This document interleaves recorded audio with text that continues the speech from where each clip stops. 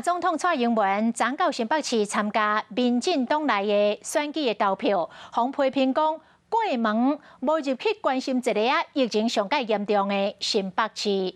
事后，总统府的发言人来回应，讲蔡总统有打电话予新北市的医师工会，拜托因着加一寡人力来投入到居家照护甲远距离门诊。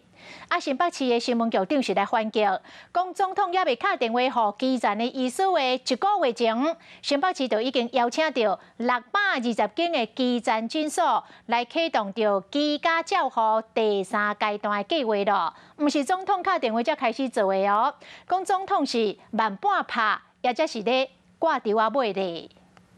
总统会考虑来新北视察疫情吗？侯友宜一直在喊话，欢迎人回答。国内较真人数一直增加，新北市长侯友宜和台北市长柯文哲一直因为疫情的政策攻击中央。台北市政府发言人陈志涵伫面册讲，4月份疫情也开时，总统开防疫会议，今日要请郑文灿、陈其迈等等列营的首长，无要请柯文哲、侯友宜，质疑总统府暗砍防疫资讯。中央和地方的防疫一条心，看起来有一寡所在真无感觉。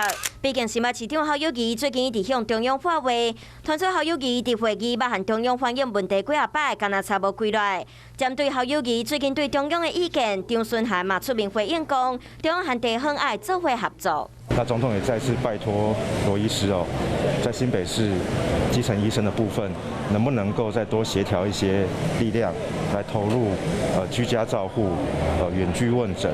张顺涵嘛强调，总统捌打电话予侯友宜关心疫情。新北市新闻局长张爱晶直接伫记者会批评，新北市在4月28号。已经获得了我们基层诊所和医师的大力支持，全面启动了第3阶段的居家照护计划吗？行动慢半拍，还是说有刻意要收割到尾呢？那张爱晶大动作批评中央，侯友宜今仔日嘛伫议会中这阵进程出面回应。总统实在是太无用了，对新北市的大细项代志，咱较认真拼，较实在。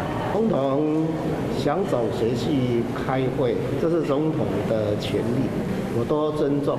双北中央无共调，嘛意外引起这场政治风波。观众朋友，有一件事情不知道你们做了吗？